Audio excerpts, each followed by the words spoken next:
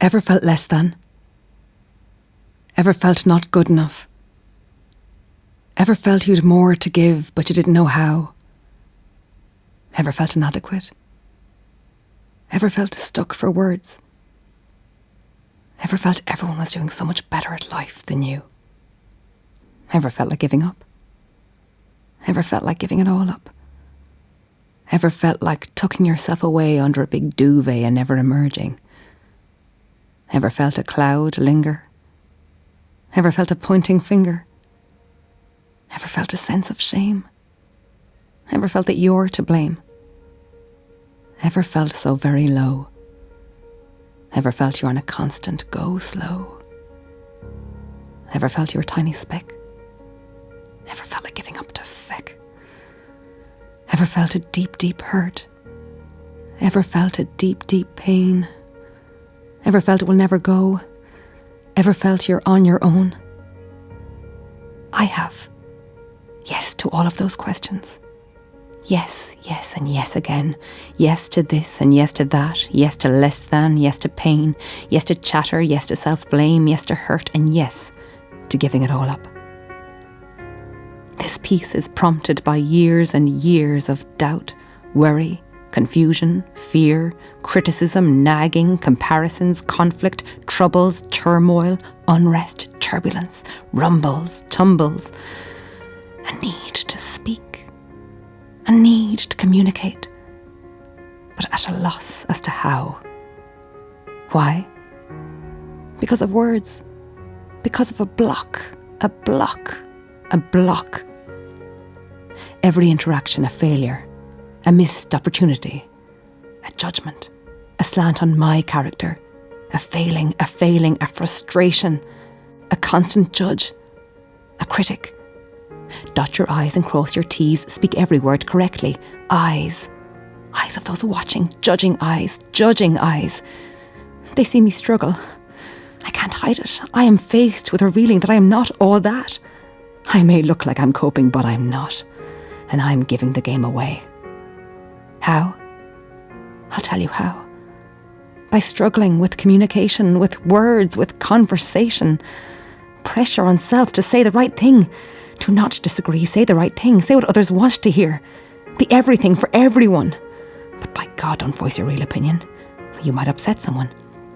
Plus, you don't have the confidence to back it up if they challenge you, and then what happens? Regret. Panic. Regret. Should have just stayed quiet. Easier to stay quiet. Easier to stay small. Let others have the limelight. Just stay small. Take, for example, at a shop. A shop, there to buy bread. Bread and milk and let's throw in Barry's tea. A somewhat innocuous event, but for some this is huge. This is massive. A one-to-one, an interaction. A transaction between you and me, shopkeeper to customer, me and you. Change, credit card, check, what does it matter? The value for me is in how you perceive me, how you see me. Am I doing all right? Am I fumbling? Am I taking up time? My hands, my wallet, my coat, my bag, my all-over presence. Get in, get out and try not to draw attention. The assessment will be afterwards. It seemed to go all right. Or they looked at me funny. What do they think? Oh dear, just let it go, let it go. Bread, milk and Barry's tea. Who'd have thought such an ordeal? Is it worth the tea and toast? Another example, I'm in a shop. I see someone I know. Oh, hi Mark, how are you? Hi Lorna, nice to see you. Yeah, nice to see you too, Mark. And then automatically you pop up. You get to work. You flood my thinking, my words, my eyes, my presence. You tell me I'm not doing well. You tell me I'm making the other person feel uncomfortable. You're telling me they can see I'm nervous and struggling. So, what have you been up to, Lorna? Oh, teaching at the moment and I really like it. Oh, cool. Yeah, just same old conversation. Very predictable and very boring. Just hash out the same response, just whatever you do. Don't let them see you struggle for something to say. What about you, Mark? What are you up to these days? At which point Mark, in my eyes and from what I hear, gives a great, eloquent, interesting, fun and unrushed account of what he's up to. I admire him. I regret that I can't be a match for him. Not romantically, just a match for him in conversation. I feel regret because I want to be able to speak more, to express myself. But sometimes I feel words fail me. Or they come out of my mouth wrong. Well, I better let you go back to your shopping, Mark.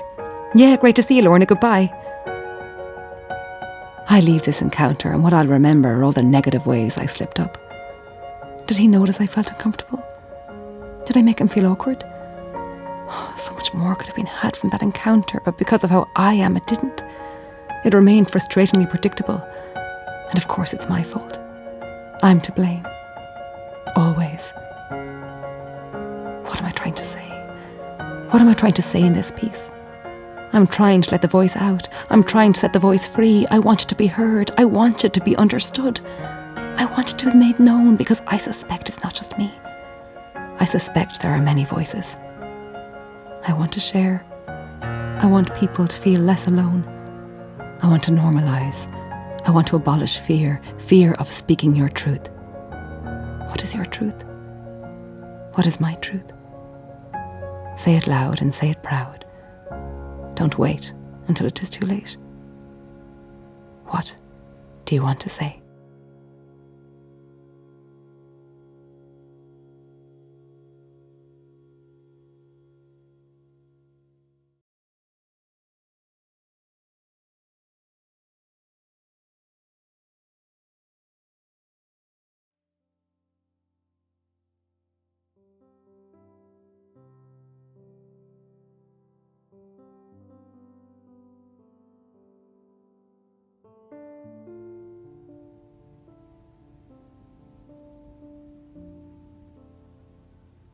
My name is Lorna.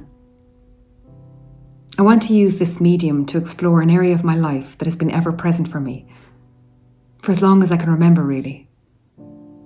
That feeling of being different to everyone, an outsider, an observer not quite fitting in, an envious onlooker to everyone else, being more comfortable on my own. That feeling of shame, regret, frustration, when I say the wrong thing, when I say nothing, when I cannot think of something to say, when I wish I could say something cool, funny or interesting, but I can't. When I wish I could connect deeper, but I can't. When I wish I could be a bit more gentle and kind towards myself, but I can't. When I wish I could just relax and not be so self-critical, but I can't. My fears are that I'm not good company, that I'm not like others, not deserving of people's time almost. Yes, this is true. It's my inner world and I would like to bring it to light, to share and present what I think is important. Yes, for me, but also for you too, if you feel like you can in any way relate to what I say. So many experiences, so many places, so many people, so many memories, so many little regrets, so many ruminating thoughts, so many disturbed, peaceful moments, so many mini hurts, so many inner pains, so many thoughts unspoken, so many intrusive thoughts, so many missed opportunities, so many worries, so many. I am not perfect by any means, not at all. I try to do my best, and even with that I know I can and have slipped up. And when that happens, it is etched on my memory like a black mark. I'm sure I've many black marks now. For things I did, things I said, actions I took, actions I did not take, people I hurt.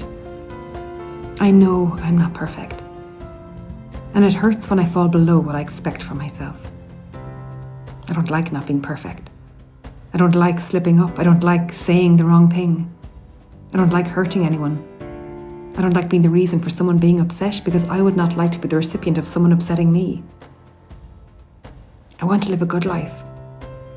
I want to feel like I'm a good person.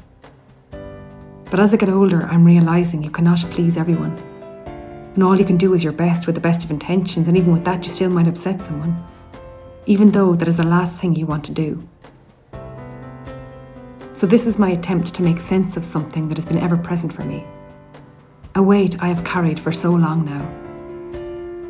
To turn it inside out. To reveal and put on display, and by doing so diffuse its heavy presence.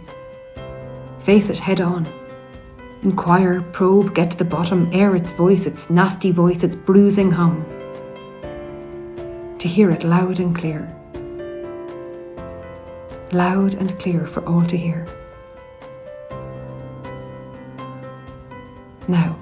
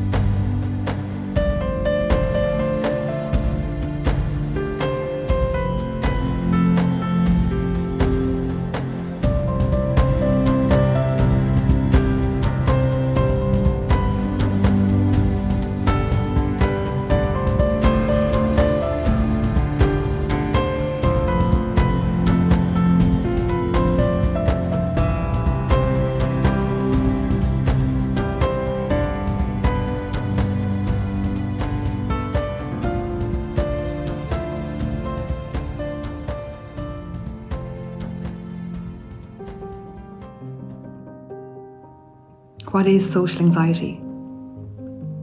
Social anxiety, also known as social phobia, is a surprisingly common form of anxiety that causes an individual to experience intense anxiety in some or all of their social interactions in everyday life.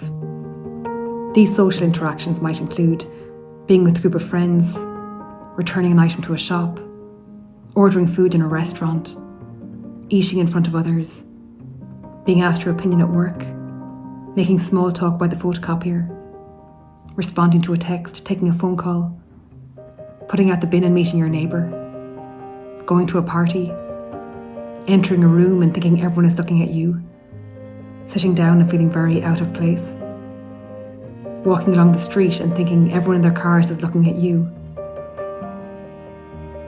reading people's eye contact and assuming the worst, thinking you make other people feel uncomfortable, feeling bad within yourself all of the time, dreading social occasions, preferring to stay in, comparing yourself to others, thinking they are having so much more fun than you are, being envious of others and their ability to speak so well, listening to the radio and being envious of the broadcaster and their depth of knowledge. It's not being in a relationship, maybe. It's being in company and not knowing what to say. It's always having to prove yourself. It's never being good enough. It's not knowing, just being content. It's constant. What's the fear, you might wonder? The fear of attention, the fear of saying the wrong thing, the fear of not finding the correct words, the fear of ridicule, the fear of lowering people's impression of you, the fear of embarrassment, perspiring, blushing, stammering, blanking, the fear of inevitable regret and utter despair that things cannot be different, the fear that this is how it is and nothing can change it, the fear that you are stuck, blocked, stunted and powerless due to this persistent disruption to your thoughts, the fear that people know that they can see beyond your outer appearance, the fear that they know and it is excruciating, the fear that you'll be denied deeper connections to friends, family, work colleagues, a potential romantic relationship, because how could it be otherwise? Due to this persistent, disruptive, continuous, nasty, mean presence. A voice that knows no rest. A voice that lodges firm. A voice that is no friend but remains close. These are the fears, and they colour the everyday with a dark hue of dread and despair. They touch the most simple hello in a supermarket to making small talk with a kind neighbour who's asking after your dog. The outer world may be friendly, non-threatening, sweet. But the inner world is a wiry utopian mesh of white noise and distortion. Two worlds collide. One visible, one invisible. And it can be absolutely devastating for someone with social anxiety.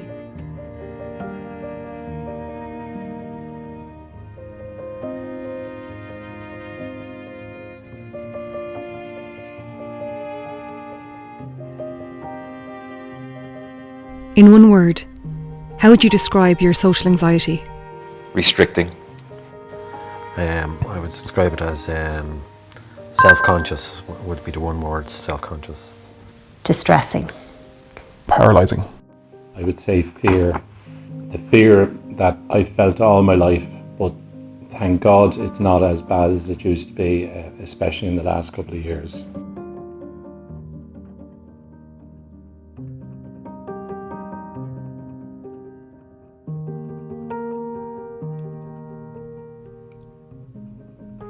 Young Lorna, often found behind the leg of my mum and not wanting to talk, needing time to relax and be comfortable when visitors arrived to the house. I was happy when whiling away hours in our dining room playing school or shop, reading a cereal box whilst enjoying its contents, retreating to my bedroom to play Barbies or dress up, playing shoe shop in our shoe room, playing office with my dad's old work files, buying Buster comics and reading about Tom Tugg's adventures. I could distract myself in a fictional world of make-believe, pretending to be someone else. But this could not last. The real world requires interaction. I think even at this early stage, I was aware of a feeling deep within of feeling different to others, believing others were better than me. And this remained throughout secondary school, this constant gnawing internal discomfort. If only I could think or feel differently. If only I could be more attractive, confident, funny, cool. But this all happened within, internally. I kept it within, I did not share. Maybe because I didn't have the words or the understanding to describe it. Or maybe because I felt shame. Easier just to turn on the smiles and sunshine and pretend that all is fine. To just smile my way through it, to disguise any hint of struggle or not coping. But this could not last. After secondary school, I went to UCC in Cork, and this was to be the beginning of my acknowledging that I needed support. A talk entitled Who Am I, given by the student counsellor Helen Prendergast, was to be the catalyst. Everything Helen spoke about in the talk resonated deeply within me, and it felt already healing to know that I was not alone, that what I was feeling was normal and okay, and that there was support and help available. After the talk, I made an appointment to see Helen. After our first meeting, I could physically feel myself relax and breathe deeper. I genuinely began to like who I am, a feeling I hadn't experienced in so long. I felt good, I felt hope. I felt I wanted to talk to people, again, a feeling I hadn't experienced in a long time, and this was after 1 hour of talking to Helen, of sharing my thoughts, my fears, my feelings.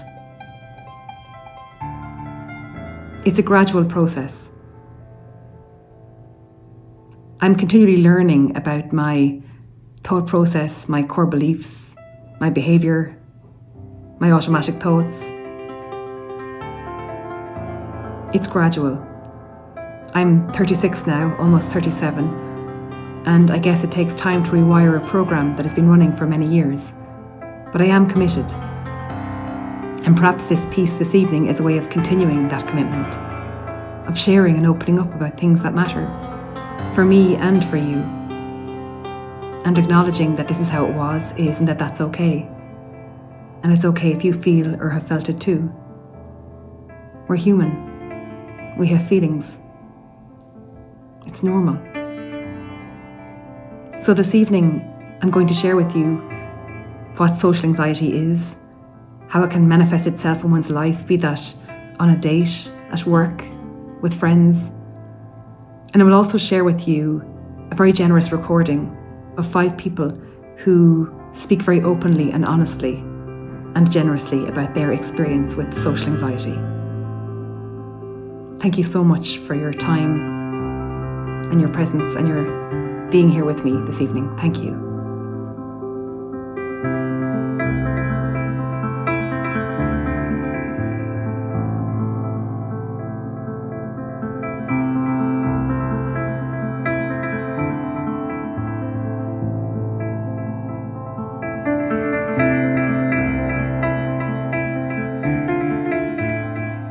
How does social anxiety make itself known in your life? Increased heart rate, increased body temperature, racing thoughts, negative and judgmental, mind reading another person, catastrophizing a situation, sweaty palms, sweaty face, red face, beetroot red, overwhelming feeling to escape. I suppose I'm always in the future and in the past, very rarely in the present. I'm always planning how I'm going to act in certain situations and what I'm going to do next, and ruminating over the past, what I did and how did I do it.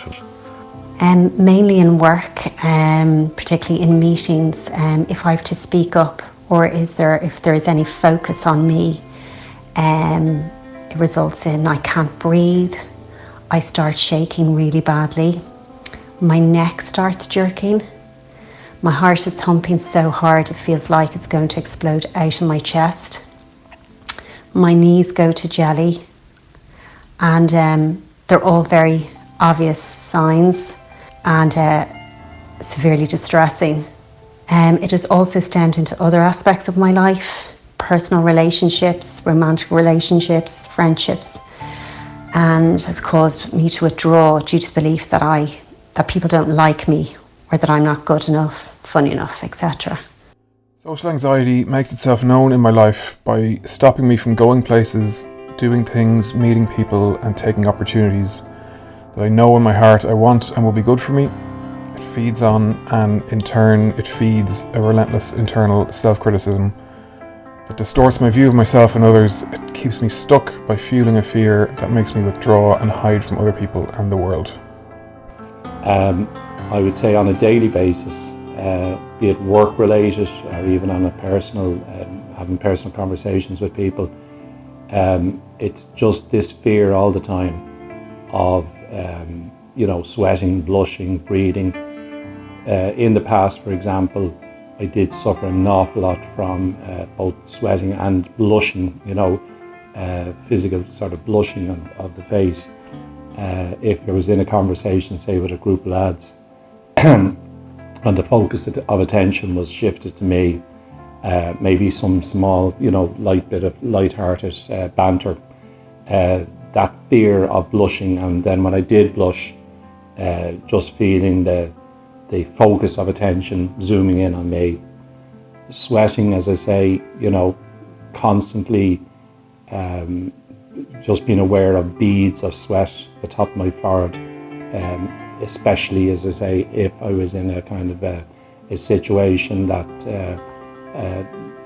all the focus was on my face or on my personality.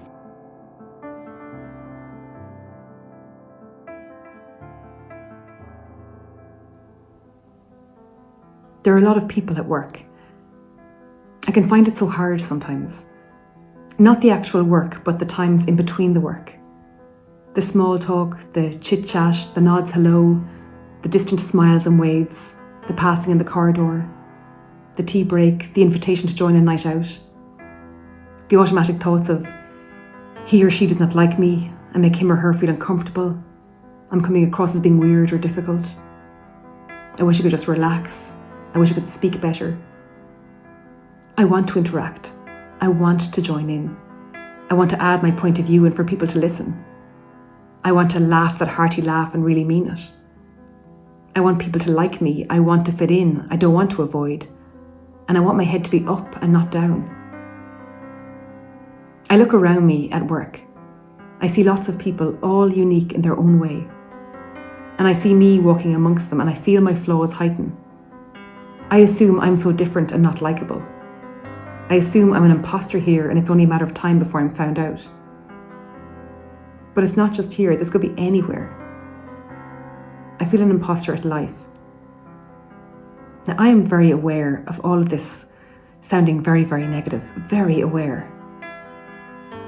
But with this piece, I've always just wanted to be very, very honest and say it how it is. Why is it so hard to be honest sometimes? Why can we not say exactly as it is for us? It's okay not to be okay. We hear it often enough and it's true. Our feelings matter. We matter. And if you're feeling pain inside, a loneliness, a confusion, that's important. And it's important to acknowledge those feelings and not to let them fester. Typical thoughts you might have. I'm going to fail. I'm going to embarrass myself, so don't try. Stay safe. this is going to go badly. People will judge me, people will see me, and they'll see me negatively. Why can't I be like everyone else? Why can't I be confident, relaxed, competent, articulate, in control? I'm not good enough. Everybody else is better than me. They know more, they speak better, they're funnier, they're more attractive. Also, why can't I do the most basic thing, like giving a simple update in work without having a panic attack? Some typical thoughts that I would have would be all of the ways that a situation could result in embarrassment or failure for me. I'd think of all the stupid things I might say or do and how that would leave me open to shame and ridicule. Before an event, I'd think about everyone else who's going to be there and how together and successful they are compared to me, how stupid they're going to think I am. I'll also replay any and all previous failures I've stored up in my memory as evidence of my inadequacy.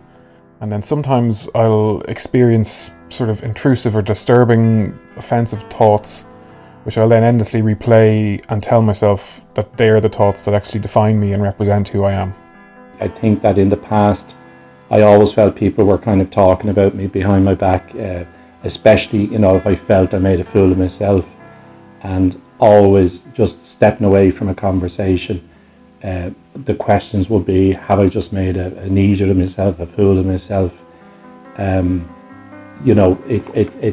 It's hard to explain in the sense that most people just totally ignore maybe these things, and as a social anxiety sufferer, it's a constant thought that goes through your head of, did I make a fool of myself? Again, in my present state, maybe not as bad as I used to be. I am much more confident now since I have gone into counselling, and that's been the last couple of years. But without a doubt, it's just the thoughts of what impression that I'm after leaving, and did I make a fool of myself?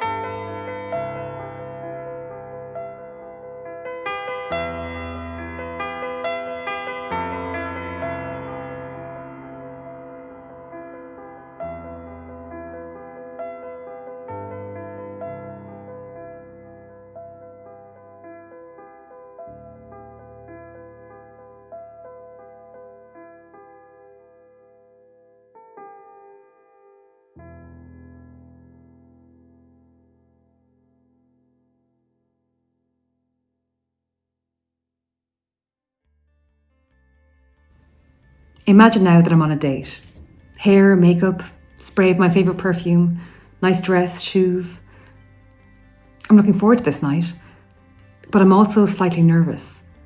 Nervous that I won't be, good enough company really, and that the night won't go well and it'll be all my fault. That's my concern.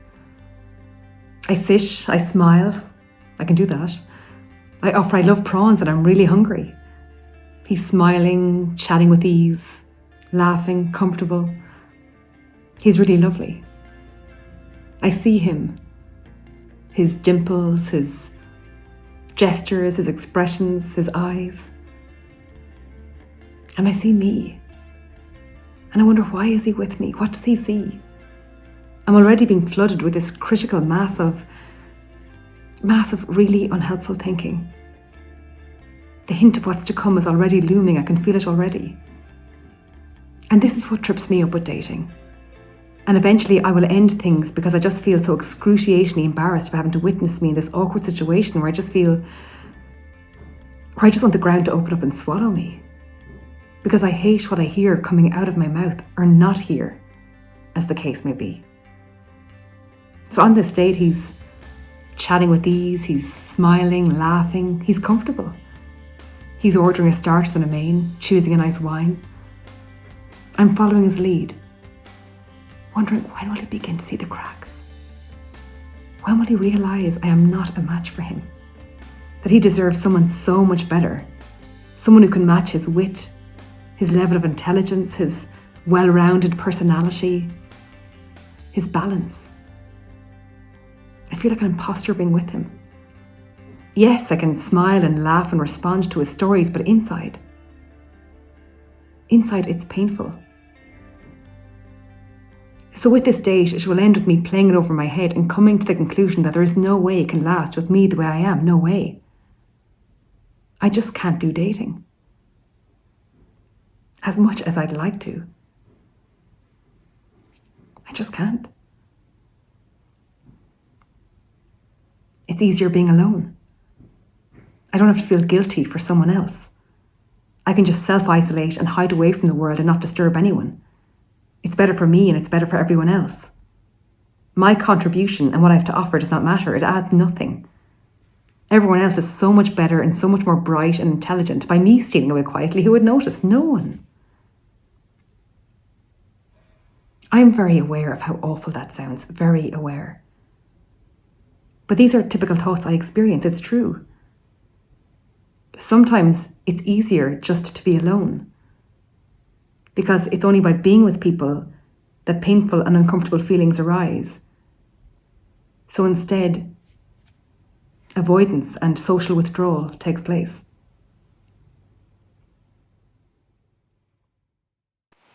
How do you think others perceive you? Weird, loner, standoffish, quiet, rude, arrogant, cold, boring, shy, kind, sweet, nice, generous, good crack, loving, interesting, confident. I suppose I think people have a low opinion of me in general, and they think I am not a very successful person, that I am lazy and I'm not a very good person.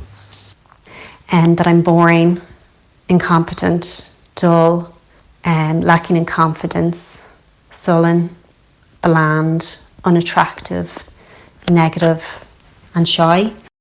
When I think of how other people perceive me, today I guess I think other people probably perceive me as a fairly nice, normal, friendly, confident guy.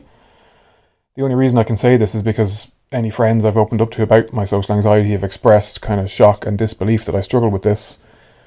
But I will often think that people see me as awkward, aloof, arrogant, pompous, patronising, pretentious, weak, stupid, inexperienced and unsophisticated, and a total fraud, and that's if they even think of me at all. I don't worry about it as much as I used to now, thank God. I would constantly in the past beat myself up on that, always evaluating, as I say, my past conversations, and more often than not criticising myself for maybe being stuck on a word or a sentence, and feeling that people are feeling sorry for me more so than anything else.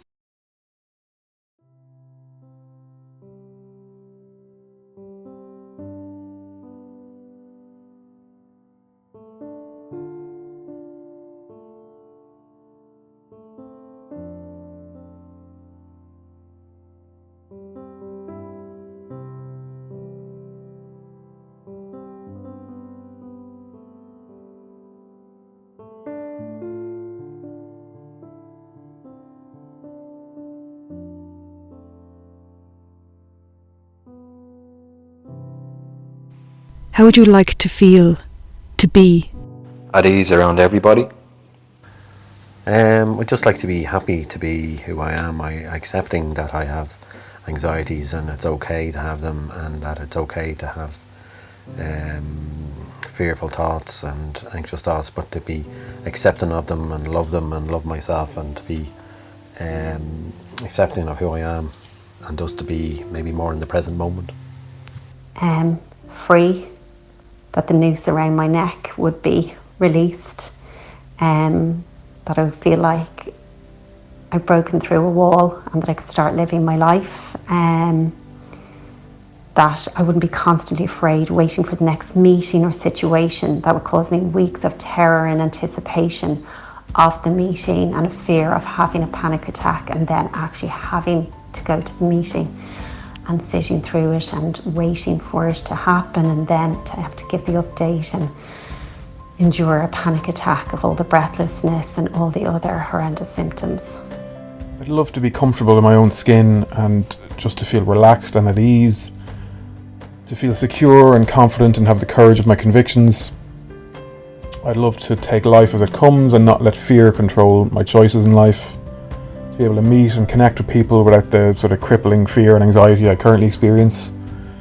I'd love to listen and be guided by what it is I really want, and to sort of know what that is and tune out the negative, judgmental voice that clouds my thinking all the time. Like everybody else, just you like people, you feel you want people to like you, but you want to be confident, you want to be spontaneous in conversation, and I use that term an awful lot, spontaneity, that I think for me the biggest challenge in my life has been to have a conversation with somebody without thinking of every word, syllable, am I saying things right, am I saying things out of place here? Just to have a spontaneous conversation without any kind of rehearsal.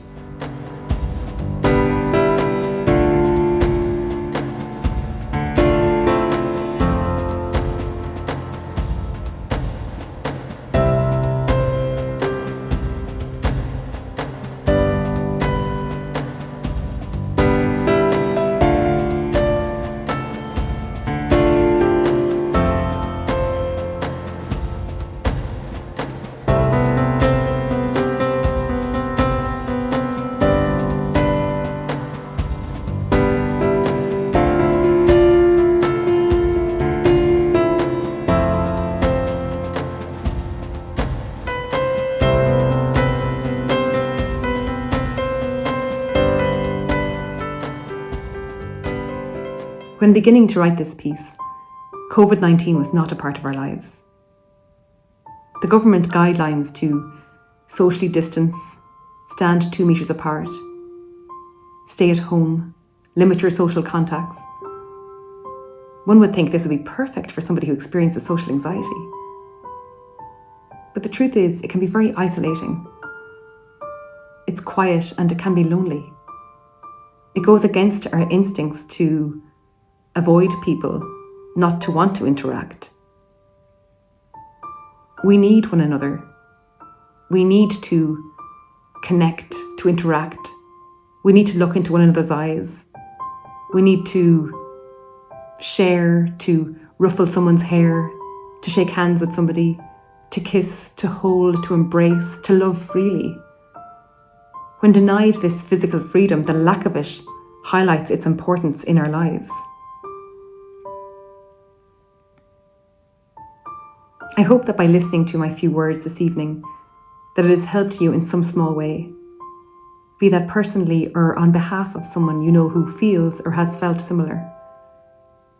It certainly helped me to formulate my thoughts and to acknowledge something in my life that has been with me for a long time. Its hold and grip no longer seems so powerful, and that's due to seeking support, help and guidance with those in my life whom I love and trust. And I hope that you too have a strong support system in place if you feel or have felt similar, be that a friend, a family member, a partner, a support group or a therapist. It's important to share and to lighten the load if there is a heaviness within. You'll certainly feel so much better if you do. Thank you so much for your time this evening.